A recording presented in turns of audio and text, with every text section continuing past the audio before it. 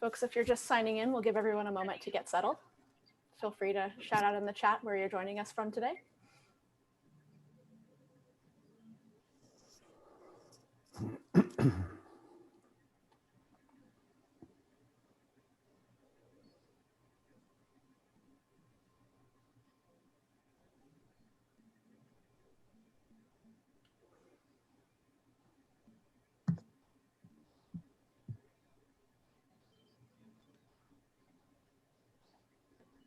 Conspicuously quiet, or have I lost the feed? Nope, we're just giving everybody a minute to sign in. I'll start in 1 second.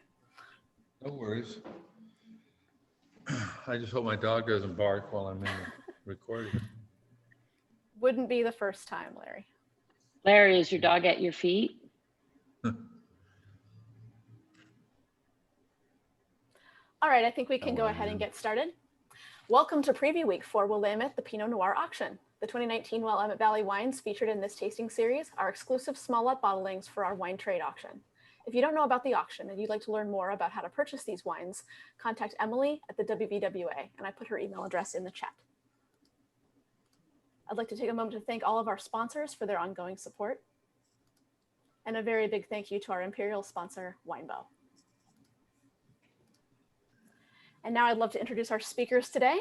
Representing lot number 46, Larry Miller of Stangeland Winery.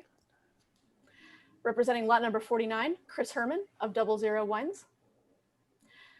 Ron Lakini could not join us today, sorry about that, but representing lot number 51, Andrew Rich of Andrew Rich Wines. And lot number 52, Clare Carver of Big Table Farm. Cheers, everybody.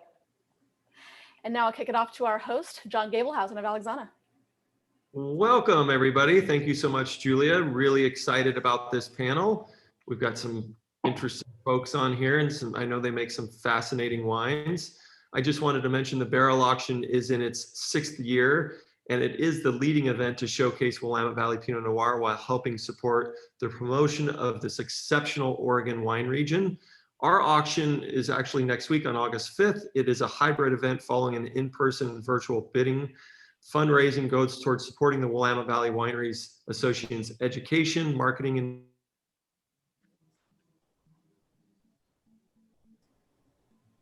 Did we lose John? Looks that way. Uh-oh. John's sharing the Wi-Fi with too many people at Alexana.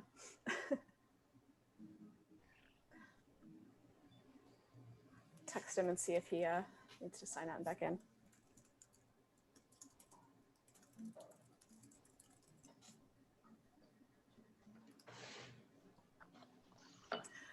Folks, while we wait for John to figure out the internet connection situation, maybe we can all start talking. Just give a little background about who you are and your winery. John, are you back?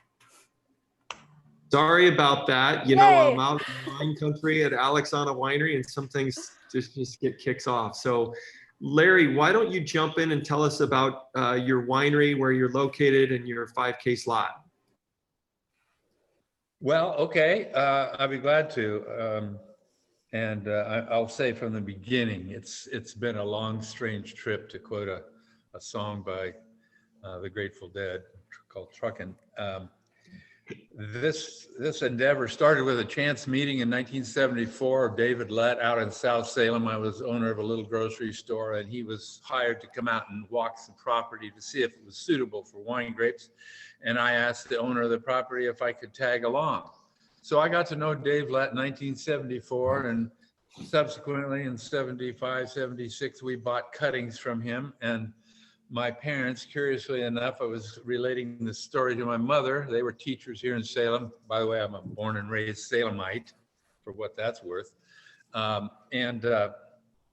And my mother says, well, your dad and I have a 5.5 acre piece of land out in West Salem with a southern exposure.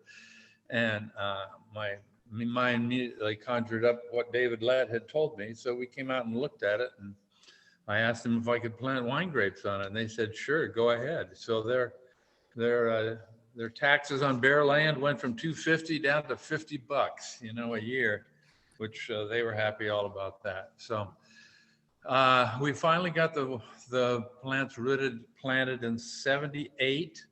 As I count it, we're probably the fourth, maybe the fifth oldest planting in the Eola Amity Hills. We,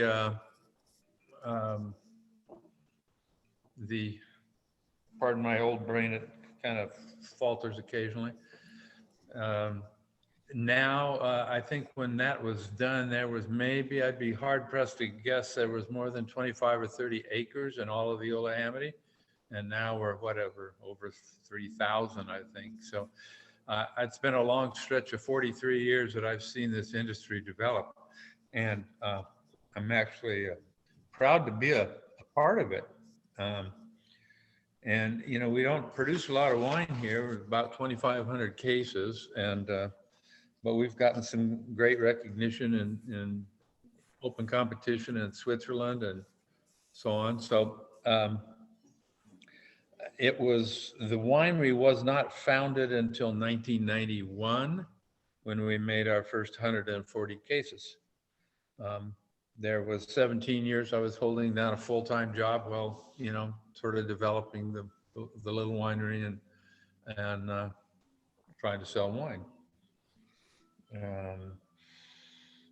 I became winemaker by default. My background is analytical chemistry. I was a paint chemist for 17 years. I had to do something to afford my making wine, you know.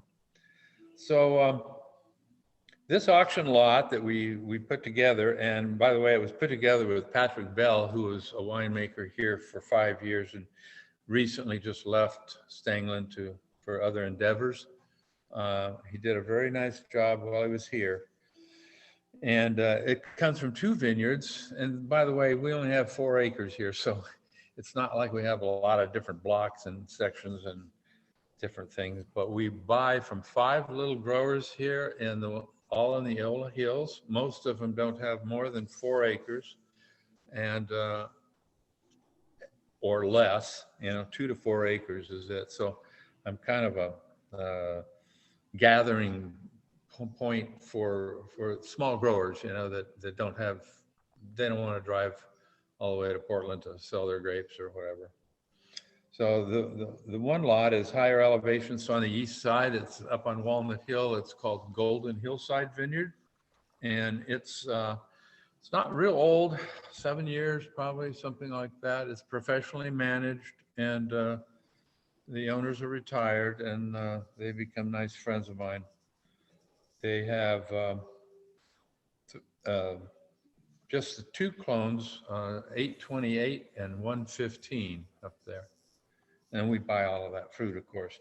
And this was put together with both those clones. And then it has a portion that was put together from Bethany Heights Vineyard, which is on the west side of the Eola Hills at about 500-foot elevation. And that is Wadensville. Wadensville seems to be the one clone that I have liked a lot. That's because that's the clone I got from Dave Lett, and I didn't know any better, you know. And the Dijon clones weren't around at that time. So, but that is the estate wines made with that clone is ones that have been successful in getting gold medals in Europe. Anything worth mentioning? Well, this is a kind of a east-west lava flow out of the caldera up there by Bethel Heights, and so that's why we have a southern exposure where most of the vineyards here on the east side are, you know, kind of east facing or southeast facing. I replanted it was all grafted or non-grafted rootstock. I replanted starting in 2015. I took out my Pinot Gris because quite honestly, the marketplace was telling me, you know, why bother, you know, when the Californians and the Washingtonians are jamming the low prices down our throats, you know, so. Larry, it's funny. I've heard that a lot from a few different vintners on changing varietals and plantings and things like that. Can you tell us a little bit about the vineyards that you sourced your auction lot from? Yeah, that was the Golden Hillside, which I just mentioned, and that's up at 650 feet approximately. And then the other lot is Bethany Heights, and that's at about 500 feet, south facing also, but very slight slope. Well, great. You know, those things, when you get up an elevation like that, you're offering some great acidity and things like that. Tell us a little bit about your auction lot and the clones and how you made the wine, and really dive into like the flavor profiles and the smell and the taste of the wine. That's my hardest thing for me to do. I know when it's good, and I know what I like, but it's hard for me to put a label on it. You know, I don't have that type of experience that all of you have. So we put it together. You know, there was a little thing that actually Patrick wrote it up, and he said that we were, and if I can read it, you don't mind, after heavy periods of heat in the 16, 17, 18 vintages, early pick dates, clear use of Hermitage profiles were used to create our wines. This barrel selection of some of our favorite lots expresses this effort. Utilizing 828, 50%, the Dijon 115, 38%, and Wädenswil 12%. Bound together with 40% new oak from 6 forests in France. The concept of this wine was to create a memorable nose and mid-palate, which I believe it really does, using the Wädenswil clone structure from the 115 and body and finish from the 828. So that kind of describes why and how we made up this lot. It was strictly barrel selection in 15. Great. Pinot Pioneer. Sounds fantastic. I can't wait to taste it next week. Well, in a way, I am kind of a pioneer in this area. Not certainly the first, you know, but I got lots of stories from 43 years. So people love coming here. I'm going to want to dive into some of those stories after we get through all the other vintners. Absolutely. Thank you so much, Larry. I really appreciate that. We're moving on to Chris Hermann at 00 Wines, lot number 49. I love the name of your lot, Oh, the Places You'll Go. It's a 5-case lot made by Wynn Peterson Nedry. Chris, tell us about this lot you guys put together for us. Yeah, thanks, John. Yeah, let me start out just briefly introducing myself and my wife and our winery to all of you. We're at the polar opposite of the wine history world from Larry. He's a pioneer, we're a newbie. So you're spanning the 50 plus years of Willamette Valley winemaking here between our two projects. We're very pleased and honored to be a part of this auction. We have participated once before, very much enjoyed it. And this is a tremendous opportunity for people in the trade from around the country and internationally to taste some of the finest Oregon Pinot Noirs. So we're delighted to be here. We started 00 Wines in 2015. I grew up in Corvallis, just a little bit down the road from where we're located today in Carlton, Oregon. And I've made my way north about 40 miles over the last 60 years. So I'm moving relatively slowly, but I am still underway, which is great. Yeah, so 00 Wines is a project that my wife, Catherine, and I own and operate ourselves. It's a small family winery. We don't have any partners, investors. It's just us. We're making all the decisions ourselves based on, in my case, 50 some years of drinking fine wine from around the world. And we started the project because we were really, excited about where the Oregon wine industry had gone over the roughly 50-year period from when it started in the 60s. I actually grew up in the 50s and 60s in Corvallis and was around in the early 70s when the sort of pioneer group, the so-called founder group, really began the industry. So I've always been interested in it, fascinated by it. I actually went to law school after at U of O after I got out of college, and came to Portland and wanted to figure out some way to work with the wine industry. And I began doing legal work for some of those pioneer folks, David Lett, David Adelsheim, some of the other folks, and really became fascinated by the industry and by the very special nature of the industry here, both in terms of the people who were involved, a lot of really fascinating people for sure, from all walks of life with all kinds of different background. The common thread being the incredible potential for making great wine, particularly in the Northern Willamette Valley, because of our special climate, because we're at the 45th parallel, because of the special soils we have, particularly volcanic soils. And I'm going to talk about that in more detail in a minute when I talk about our actual lot. I mean, there's just a variety of factors that make this a fantastic place to produce wine. And so we decided we wanted to jump into the pool. I'd spent most of my life as the lifeguard, watching everybody in the pool, trying to keep them out of trouble.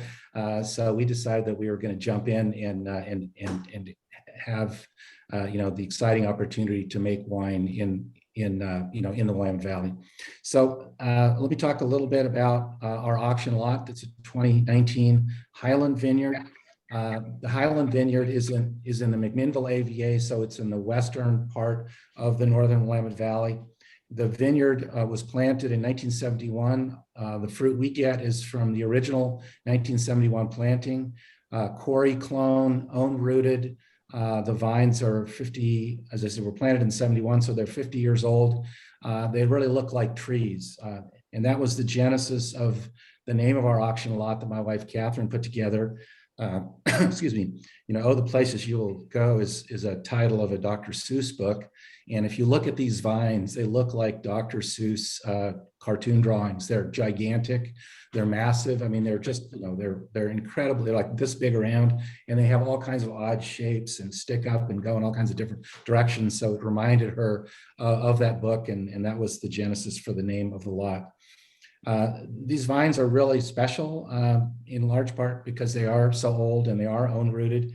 They're still quite productive. So we're able to get probably 1.5 tons fruit off of an acre. And this particular parcel, as I said, is in Jory soil. We were just up there yesterday with our French winemaking consultant and with Wynn Peterson-Nedry, our winemaker here in Oregon. Just as a quick parenthetical, we actually have 2 other projects. We make Pinot Noir and Chardonnay in Burgundy. We have a small wine facility in Beaune, and we make Blanc de Blanc, so Chardonnay only Champagne in the Côte de Blanc in Champagne. We have a resident winemaker there. His name is Julien Lanois, and he makes both vintage and non-vintage Champagne for us in the village of Le Mesnil-sur-Orge, which is our little project is actually abuts the wall of the Krug's Clos de Menil. So it's a really exciting place to make Champagne. But because we have those 3 projects, we work quite closely with our French winemakers, and they, Pierre Millman in particular, our Burgundian winemaker, is in Oregon 4 or 5 times a year to work with us. And he was here yesterday. And so we drove up to the Highland Vineyard. And of course, we are having an extraordinarily dry, warm summer, so it's very dusty. If you saw my car right now, you would know that we had been in the Highland Vineyard because it's a black car. I should say it used to be a black car. It's now a bright orange car because we drove through the vineyard, and the dust and broken up basaltic material is so thick that as you're going along, big clouds of orange smoke are being, dust are being churned up as you drive around the perimeter of the vineyard. So it's an exceptional site.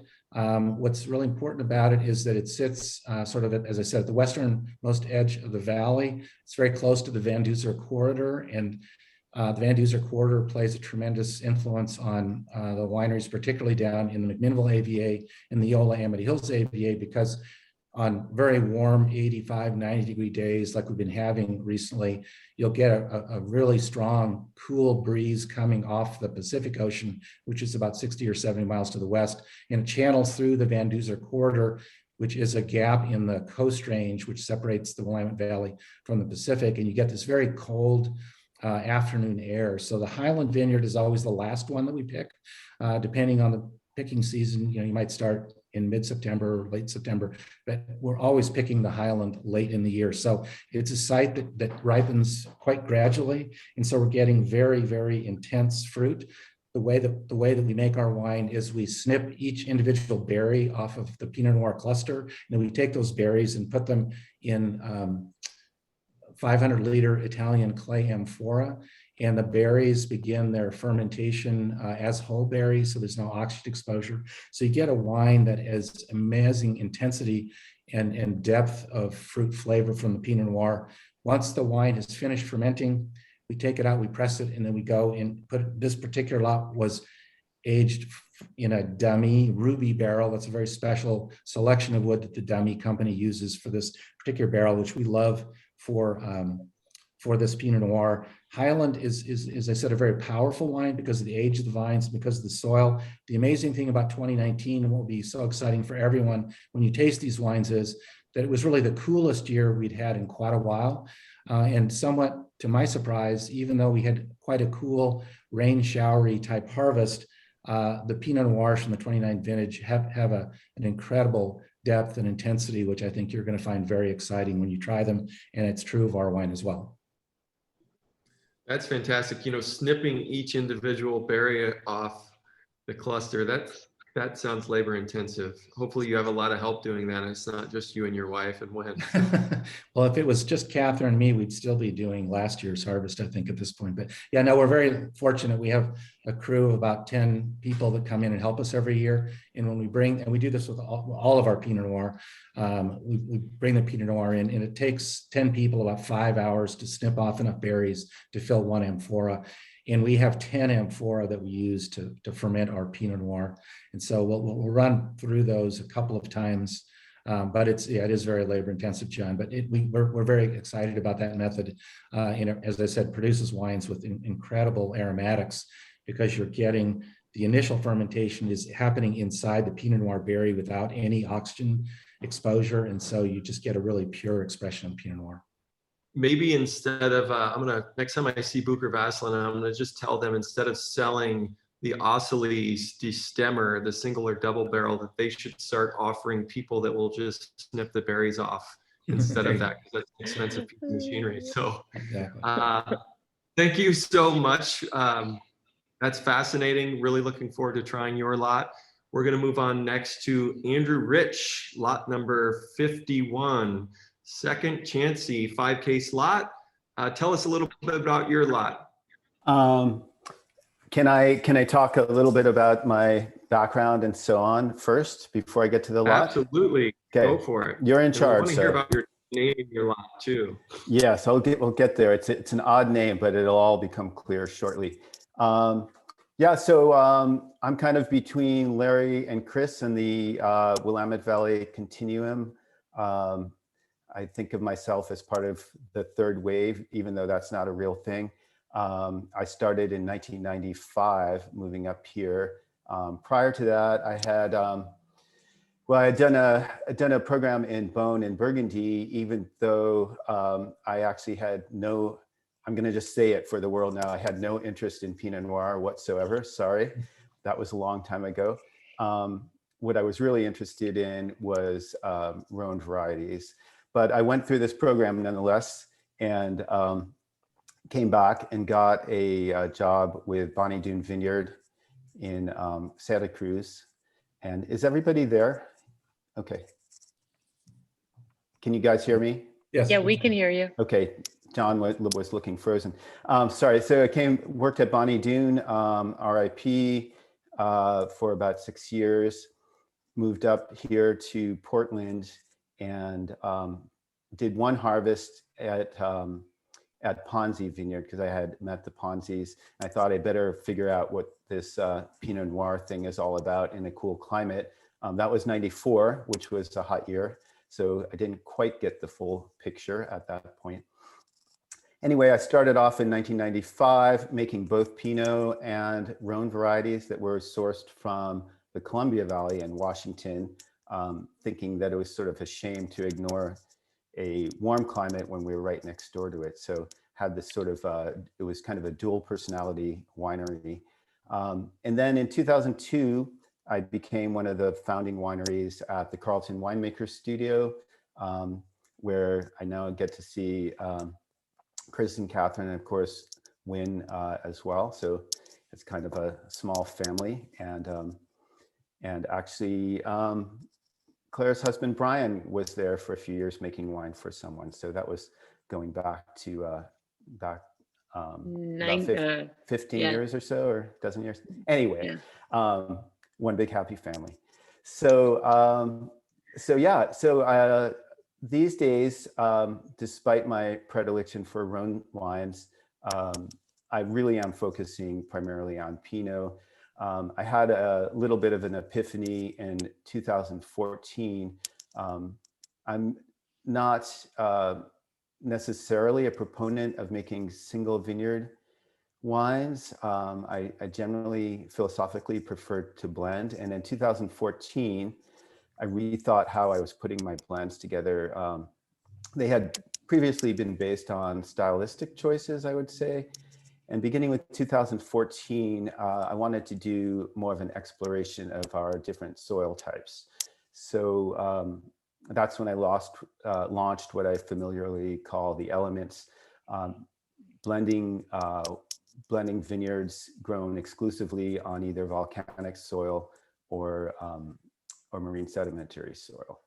So that's kind of a good segue into Croft, into my auction lot, because that's one of my my best, I'd say, if you want to put it that way, best marine sedimentary sites. And that wine largely will end up in the marine sedimentary bottling. In 2019, as Chris pointed out, it was what I call kind of a classic year. It was finally cool, but it wasn't a year when the grapes struggled to get ripe. So we had great ripeness, great acidity, moderate alcohols, kind of perfect balance, really what we had been missing. If you've been doing this for a long time, kind of what you might have been missing. So that wine, so I got into Croft actually way back when in 1999. I was trying to get my foot in the door and find more sources for Pinot. There were far fewer vineyards back then. And someone told me they might have some fruit. So I contacted them, and it turned out they did have some fruit, but it wasn't Pinot, it was Sauvignon Blanc. And so I got that as a way of getting my foot in the door. And then the Sauvignon was sort of an overnight success and a big surprise to many people, because it's just was not widely planted here in the valley, but it works really well, and I've been making it ever since. And shortly after that, I started sourcing Pinot as well. The block I'm using for the auction wine is actually the fourth block I've tried at Croft, and it's actually by far the best one. It's a fascinating block. It was not planted as it was planted back in 94, I believe. So it's about 25 years old. It was actually planted as a grafted Pinot Gris, and it was grown on a split trellis. So it was kind of grown, the Gris was grown for quantity, I guess, and to make it pay. But, like Larry, the Croft family decided that was probably not the way to go, and they grafted it over to Pinot Noir, specifically to the Pommard clone. And and that was about 8 years ago or so. I forget exactly. So these are old roots, not own rooted, but old roots, and it's on wide spacing. It's very old school. It doesn't look like any other block in this vineyard, because everything else is pretty standard 5x7 spacing. So these vines have really, the wines from these vines produce wines of great intensity. I always get almost a Kirsch note. It's very classic red fruited cherry, and also fantastic acidity and structure. I've had to learn to really back off in my winemaking to make sure we don't extract too much tannin. So we finally figured that part out. This wine was bottled just this February. There's no new oak whatsoever. I'll have to look at my notes for this. No new oak, but there's about 25% 1-year-old and 50% 2-year-old, and the rest is neutral. So I wanted the craft power and structure, but I didn't want it to be overbearing, overdone. So I really wanted the vineyard to shine through. So that's what he did. And then the name Second Chances is because the 2018 lot was also sourced from Croft, which just shows you how highly I think of it, I guess. And the owner's name, founder's name, is Chancey Croft. So Second Chances, it's a second Croft lot, Second Chances. It's a play on words. I hope you all think it's hilarious. And anyway, that's what that's all about, John. Great, thank you so much. Definitely sounds tasty wine. I can't wait to try it next week. Fascinating background as well. We're gonna move on to lot number 52, Big Table Farm, the Love Ninja, number 2. It's a 5-case lot from Brian and Clare. You guys moved to Oregon in 2006 because you were from Napa, right, Clare? Yep, you got your history just right. Yes. So thanks for having us. It's always fun to be part of this auction, and it's a fun challenge to make a really special wine for the auction each year. So Brian and I really enjoy that process. Yeah, background history on Brian and I. He studied fermentation sciences at UC Davis. He was a brewer first, quit brewing, and 1996 was his first vintage in wine. In the 10-year stint in Napa, he worked for Marquesan under Helen Turley, Turley Wine Cellars, Nyers Vineyards, and Blanquier Estates. And then in 2005, a month after we got married, he said, yeah, let's sell our house and risk it all and move to Oregon. So that's what we did. So 2006, we came up here to Oregon. We bought our 70-acre farm, which was basically just a dilapidated old house and a lot of junk and a lot of blackberries and nothing. And 10 years in, we took our first paycheck. So a lot of blood, sweat, and tears for the first part of our project. So 2006, we made our first vintage. We started with just 150 cases. And as I've heard other people's stories, you know, Larry was talking about having a day job. I had a day job of doing graphic design for the first 10 years to support our business while we started Big Table Farm. So it's been an awesome journey. And in fact, just this past year, we've planted our first estate vineyard. So that's pretty exciting. Those wines will be coming online in a couple of years. So it's we're learning yet again with that process. So now we make the Big Table Farm production is primarily Pinot Noir. It's about 2/3 Pinot Noir, 1/3 Chardonnay, a little bit of skin contact Gris and Syrah, but we mostly focus on Pinot Noir. Over the years, we've developed some amazing relationships with some single vineyards that we do make individual single vineyard wines out of, and then we also make single AVA Pinot Noirs, which leads to the auction wine in that when you work with these particular sites year after year after year, you have some amazing longevity and familiarity with how they present as individuals, but then also how they make a blend, which is why making the auction lot blend is so fun every year. The way Brian and I go through and taste and blend wines is we actually start in the beginning of the summer when the wines are pretty much, you know, fully formed as individuals. And it's an iterative process. We always do it on Sunday. because it's really quiet. We can go in undisturbed. We like to start tasting at 10 in the morning when our palates are where they're supposed to be. And each of us have a piece of chalk in our pocket, and we go through and we taste each barrel and make notes on the barrels. And then different barrels just show up in different ways. And barrel tasting for me didn't really start to knit together until about 10 years of owning and operating Big Table Farm and really understanding each of these vineyards and how they present as finished wines. It just takes a really long time. So the wine that we did for the auction is actually, I will say I screwed up. I sent bad data, so the book is wrong. Sorry, everybody. But it is actually a vineyard blend. It's the Sunnyside Vineyard, it's the Johann Vineyard, and it's the Yates Conwell Vineyard. For the geeky aspects of this wine, it is there's no new oak. It's 40% once used. The clones, actually Wadensville, Larry, you were talking about, I love Wadensville clone, and the Sunnyside Vineyard has Wadensville and a little bit of 777, but it's primarily Wadensville. Our oak profile on our Pinots is all Francois Frere.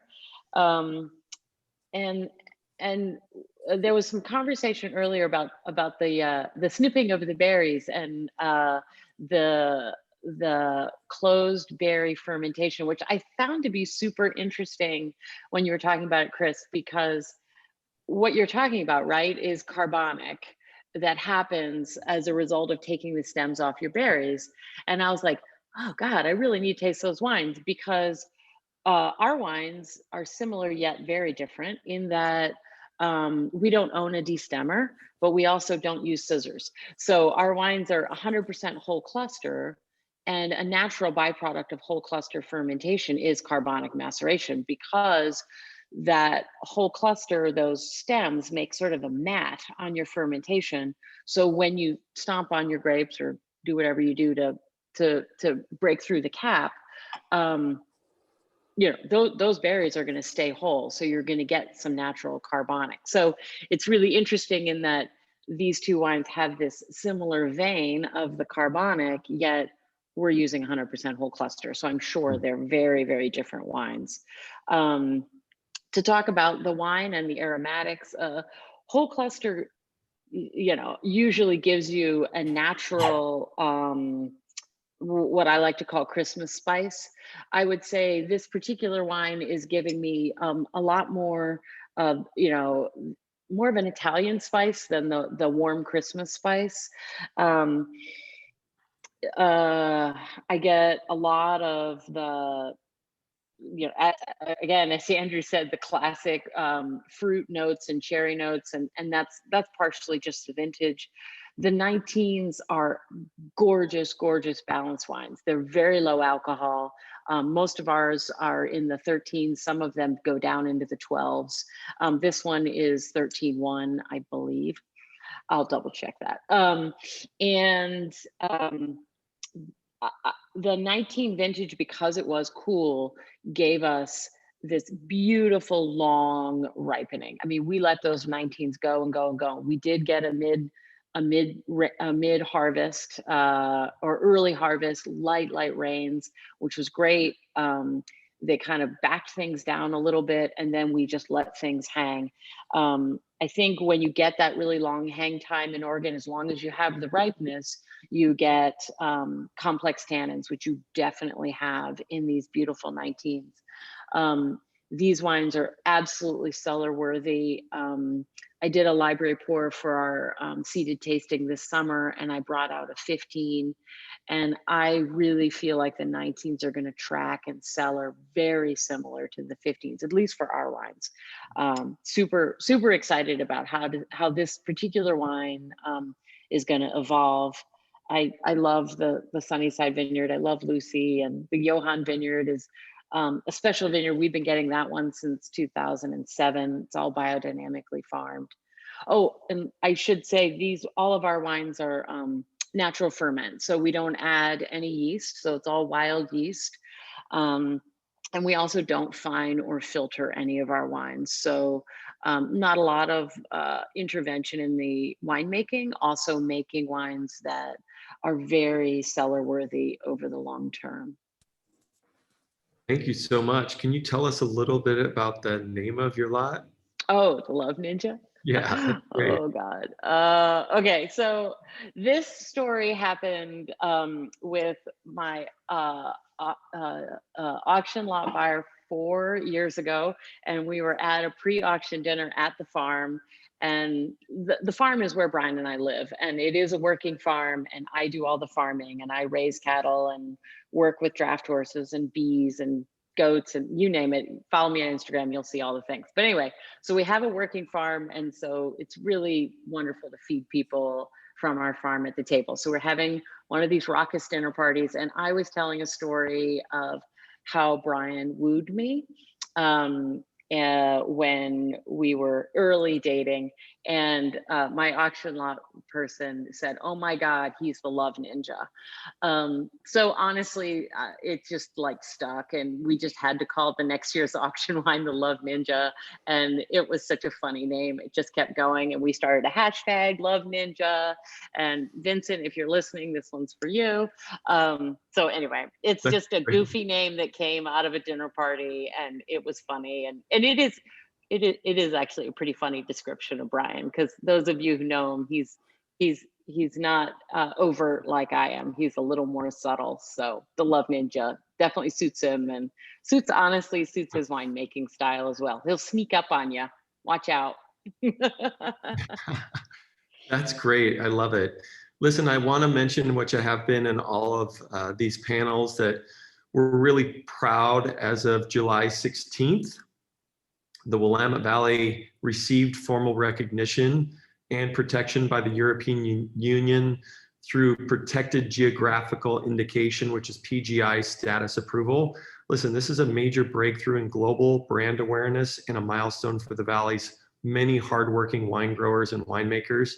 The PGI system protects iconic names of agricultural products, spirit drinks, and wines with a link to their geographical origin, including well-known producers such as Champagne and Barolo.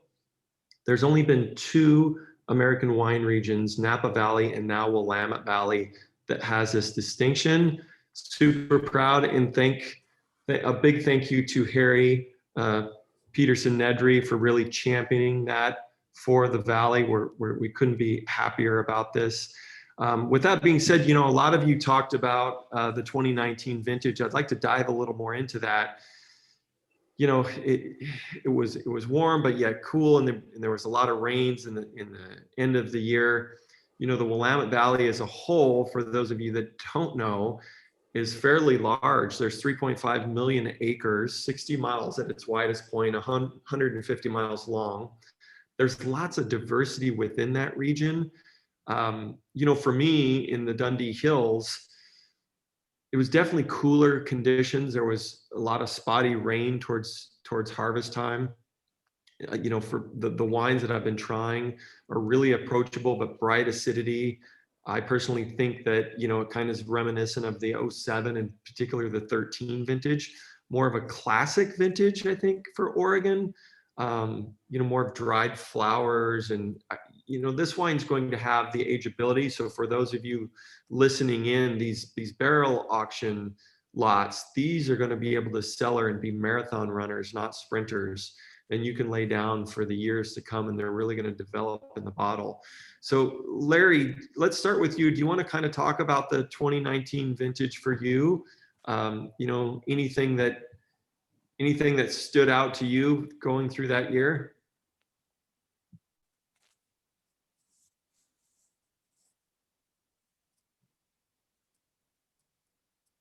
Larry, click your mute real quick. I sent you a request to unmute. There you go. Not yet. It's in your lower left-hand corner. There you There we go. go. Yeah. Well, I don't know. I used to be able to keep track of all the vintages, but I mean, I've done 38 of them now, and they seem to be changing. And my wife and I did a little experiment with a retirement place down in Arizona, and that was fun. But I wasn't around a lot during 19, but came back to it obviously every time. There was one thing I wanted to mention about our lot. Of course, it's unfiltered, and I don't know. Cat's got my tongue, I guess, or the dog has it. But Oh, that's okay. No worries. How about this, Larry? You've been in the wine business a long time. Is there anything for you? What's the most memorable winemaking advice you've ever received? well, it's probably one of my 2 trips to the Steamboat Conference down in Southern Oregon there in the 90s. When I came back from that, and the very next vintage in 96, I got my first award at the Oregon State Fair, So it was things you learned at that conference, I think, that helped me out a lot. I mean, if you look at our operation, it's pretty bare bones. I use a $1,000 destemmer, and I have a 38-year-old Wilms horizontal basket press, made in Germany. It's great for single 1-ton lots of Pinot. It's excruciatingly slow. It takes a lot of beer when you're making Chardonnay and pressing the white grapes. Okay, Yeah. now what? So this day and age, we try to farm out of the whites that we have to press from a neighbor that can do it all at once. Yeah. We also make we've always made a little Chardonnay. The first 2 clones I got from Dave were Chardonnay and Pinot Noir. Chardonnay was the guy that got me into liking wine, and that's probably the main reason I planted a vineyard, was for the Chardonnay. But then I kind of fell in love with the Pinot end of it, and ultimately could see where things were going. We still have the old Let clone, or the Draper selection, as they call it, and when I had to replant, none of the propagators would propagate that, because it's not a recognized clone. So I took my own cuttings and took them over to Aurora at the Sunnyside Nursery and had them custom grafted for me there. So I still have that clone growing on the property, and that's kind of a personal thing, I guess, Yeah. Well, great. Thanks. Yeah. I was going to talk a minute about the soil. Nobody's mentioned anything about that. We're at a lower elevation. The top of our hill is about 300 feet. So we are just at the top of the Missoula flood levels that happened 12,000 years ago. And so we have, at the top of the hill, we might have a foot or a foot and a half of Missoula flood material. And beyond that, it's broken basalt and jori, just like up in the hills. So when the plants were really young, they were super vigorous. I had hedging a lot, and then we finally went to the kicker cane thing that was developed by somebody here. And but as I got older and got the roots way down in the jori part of the soil, the minerality and the flavors and stuff just came through. Fantastic, Well, that's great. Thank you so much, Larry. There's a lot of history there. I know that. Just kind of open to the panel. Does someone else want to share their 2019 experience? I know it was a little dicey at certain points, but we've had a lot of winemakers discuss picking before the rains or during, and just some of them saying they didn't care and they just pushed through. Any comments on a cool vintage like that? I would, you made the comparison to 13, and I would actually argue that the 19s are pretty different than the 13s, because the 13 rain event was significantly different than the 19 rain event. That 13 rain event was was like, it was like a crazy storm in Georgia or something. I mean, it just came in and it was just really, really intense. And my memory of those 19 rains is they didn't have as much volume and they were much gentler. And it was really easy for those vines and grapes to bounce back from it. You know, in 13, it was like, there was desiccation in the vineyard. I mean, there was all kinds of issues that we did not have in 19, because I remember the rain, and I remember talking to Brian, like, we got to walk out to the vineyard. We got to see what's going on. We got to see if we've got to pull fruit in more expeditiously. And no was the answer. I mean, we started picking September 14th in 19, because I have it all on my Instagram, I can tell. Not because I don't remember that date, but then we extended that picking over almost 4 weeks, and we were able to do that because those rains in 19 were gentle. It's funny, like some vintages are gentle and quieter, and some vintages are have a lot of drama, like the 16 and the 8 vintages and the 12 had a lot of drama, you know, even in the growing, you know, in that finish of the growing season. And I think it comes out in the wines. And I think the 19s are just really friggin' elegant. And we had a really gentle finish to that vintage, which made the wines kind of stunning. Thanks, Claire. Chris, how about you? Yeah, I think, as everyone's been saying, it was certainly a cooler vintage, and you have to look at it, I think, between 13, which, as Claire was saying, was extremely rainy, but it was more sort of a monsoon light rain, which really freaked everyone out. But after that, you had 14, 15, 16, 17, 18, that were all vintages that, you know, felt a lot more like Napa and Sonoma than Oregon, honestly. You know, having lived in Oregon most of my life and remembering what you know, what it was like in the 60s and 70s and 80s and 90s even. I mean, it was definitely a cool climate. And of course, the fascinating thing is that the reason that the David Letts and Dick Uras and Ponzi's and so on came up here was in search of a cool climate. And so really the 19 vintage, I think, is a vintage that they would have all and David Lett probably would have been very excited about, because it really was what they were looking for. Because their thesis was that cooler climate, the longer growing season, particularly with some fall rains, not so heavy that it would actually cause the berries to swell or would create a big botrytis problem. But because you had those fall showers, is what they felt like to me, you had a very extended growing season. And as Claire said, it makes for a vintage that is just almost explosively complex, yet has enormous finesse. And the finesse comes in large part because, as she was saying, too, low alcohols. So our auction lot is 13.1, you know, which is really kind of where we want to be most years. But in a year like 18, which was very warm, or 15, or this year, you know, you're going to see a lot more 14% Pinots than 13% Pinots. And so 19 is really an opportunity for people to sort of experience what the Oregon story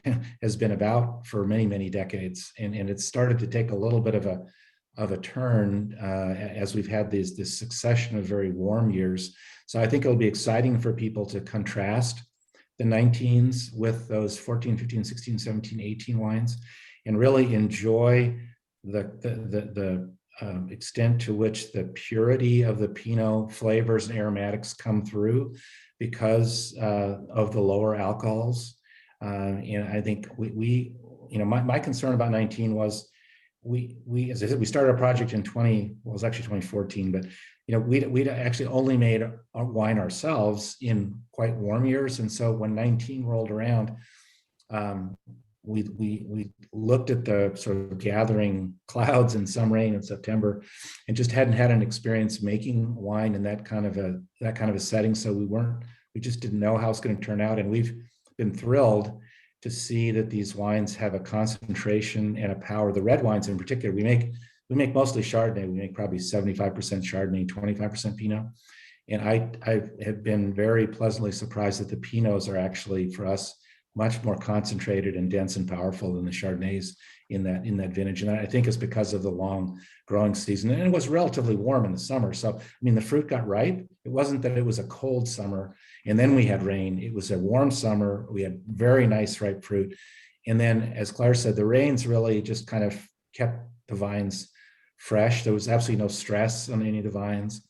So that really provided kind of a perfect environment for them to produce fruit that, as people will see when they taste these wines, is just absolutely delicious, complex, as everyone's been saying, great flavors, great balance, great acidity, great complexity, really, really interesting tannins. And yet, again, you had enough coolness that the wines have extraordinary freshness. And that's really what Oregon is all about. Yeah, I agree with Chris. I think it's good to point out that we had a really good growing season. I wanted to just show people, if I can do it. There you go. yeah, You can there see you the go. you can see the color on these wines. I mean, they are dark. There is plenty of fruit on these wines. These are not like the 7s or the 13s, honestly. Sorry to keep arguing with you, John, but I feel like if you put a 7 or a 13 next to these wines, they'd be much paler in color. But these had that really warm growing season, and then the benefit of the cool September. So you're good fruit. Yeah, I really like throwing this stuff out there and sparking interest and getting everyone riled up. This is what makes it so exciting. Andrew, how about you? Yeah, About your experience with 2019. I'm glad those guys said it, because I was thinking I had to say I didn't agree at all about the comparison with 13 because of the monsoon rains we had. But anyway, we'll leave you alone now. Pile on. Right. No, I love it, because everyone has these different experiences, so we want to hear that. Well, I just, I think the nature of the vintage has been covered pretty well. I was just going to add that, because I had referred to it as a classic year, and I think it is, but what that might mean to somebody thinking back, 20 or 30 years is, these are not, they're not delicate wines. They're just very well balanced, but they've got great intensity and very, ripeness. So they're, I don't know if powerful is quite the right word for it, but they've got great intensity. As Chris said, this freshness and balance. But yeah, hang time can be important. I think that it's, what I tell people a lot is that, generally speaking, our challenges are a little different these days. In the old days, it was about, will these grapes get ripe, and what can we do to ensure that and enhance ripeness? And now we're all kind of learning, how do we keep these grapes from becoming overripe? And so it's an interesting new challenge for, what we like to think of as a cool climate. But it's a fun one. And of course, it's different every year. As far as rains go, I mean, I think we've all gotten pretty good about not freaking out when it rains. And I don't remember it actually I don't remember it actually raining all that much in the scheme of things. And it's just, you're almost all, depending, I'm going to generalize for a second, but you're almost always better to wait. If the grapes are not ripe, it's always better to wait for the rains to pass. Something like 13 was a complete anomaly. I mean, that was about 5 inches in 4 days. That was a lot. At the end of September, when it was a warm year, people think of it, because of the rains, they think of it as a cool year, but it was a warm year. So the grapes were ripe, and then we got dumped on, and that's why I can't compare 13 to 19. But so Andrew and Clare, and just as an open question for the panel, speaking of ageability for the wines and looking at previous vintages, between acidity, tannin, alcohol ripeness, is there an MVP for you guys for ageability, what you look for? is there a what? Is there an MVP? Is there something you really MVP. focus in on when it comes to ageability? Well, for me, I just, in the last 5 years, first of all, I'll say a couple of things. I've not struggled, but I've tried very hard to learn to pick earlier, because we've had to, and it's been a learning curve, and it's different at every site. And one reason I prefer blends is because I'm trying to make balanced wines, and I work with about a dozen growers throughout, from Croft, which I think I forgot to mention is not in a sub-AVA. It's in the foothills of the Coast Range due west of Salem, so near Monmouth and Dallas. I think I forgot to mention that. But by having, vineyards throughout the northern Willamette Valley, I can hopefully come up with blends that are always well balanced and, and reflect the vintage. Balance, good acidity, moving alcohols lower than they had been. I used to pick much, much riper, but back when I was getting started, because I didn't know any better. But that's what I look for. Claire, how about you? I think after the wine's been made, and when I start tasting it and presenting it at tastings, my biggest marker is tannin. I mean that is the primary reason you sell red wines, right? But in terms of when customers ask me, oh, how are these wines going to age? I start with tannin, and then I quickly go to the acid that hopefully will hold on to the fruit, is how I like to think of it. These 19s, like I said earlier, are giving you those similar complex tannins as 15, but with more fruit than the 15 vintage. I would say the 15 vintage was a lot cooler. If I had to put a stake in the ground on our particular auction lot wine, I would put it in the 8 to 15 year cellaring range. Great. Chris, any comments on that that fine balance for ageability? Right. Well, I think as Claire said, you do start with tannins. You need the structure, you need the molecular material there that will form long chain anthocyanins and all that good stuff to get to create the sort of the backbone for the wine. Just one quick point on what we do, because we ferment these red wines in this auction lot also in these terracotta amphora, which are quite porous. We get oxygenation of the must while it's fermenting, which allows us to continue to have a very nice tannic profile, but it softens the tannins. But and for us now, we really see that those age really nicely. But we also get is a respiration out of the must through the terracotta of alcohol. And so for me, in terms of ageability, I want a wine that has, as everyone's saying, plenty of natural acidity. So like Andrew, we pick early. So we buy from Shea. We're always the first winery to ask Dick and Deirdre Shea to pick. We generally pick like a week to 2 weeks before everyone else, because we want the tannins, but we have to have super fresh acidity. As Claire was saying, we also don't inoculate. We use native yeast. I think all of those things, if you can maintain all of those components and have them be balanced, that is going to give you the best shot at having a red wine that's going to age over, potentially a very long period of time. As an example, this last weekend, we opened up several, 4 different Oregon Pinot Noirs from the 1990s. I think the oldest was a 94 Witness Tree, and then we had a 97 Thomas and a 98 Antica Terra, the original Antica Terra from Marty Weber, for those of you who remember Marty. Wow.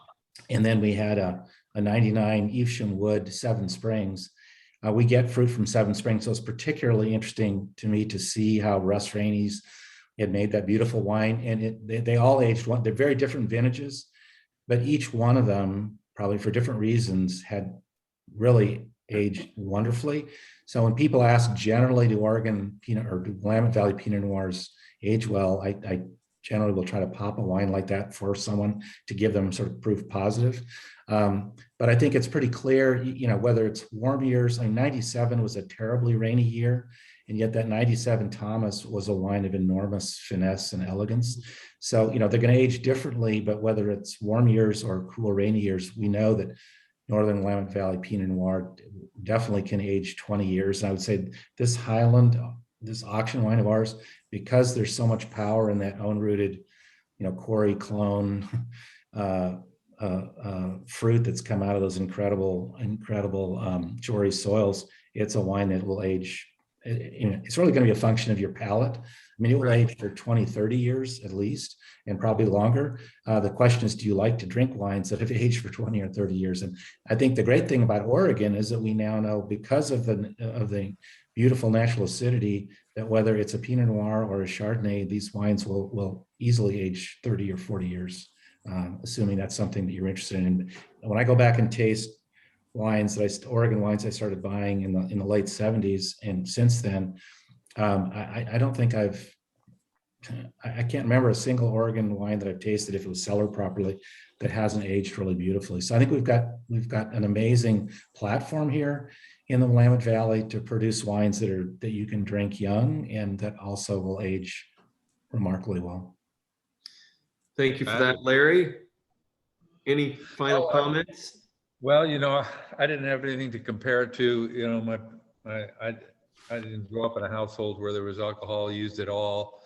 And, I've been collecting, some of my wines from day one. I don't think there's any 91s left, but just about a week and a half ago, there was somebody in here and they were having a good tasting, and I decided to show off. So I went back in the little library that's getting smaller all the time, and I opened up a 2001, and 20 years or 19 in the bottle, I guess. So and it was wonderful, and I don't think a lot of people really have that opportunity, the normal people, to unless they collect wines and drink them accordingly, to have that experience. So it kind of blew them out of the water a little bit.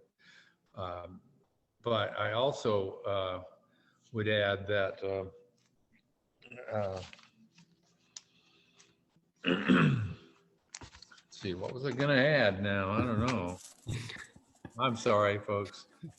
That's all right, Larry. No worries. Age is getting to me. I don't know. Is anybody 74 yet? Getting there. Huh? 27.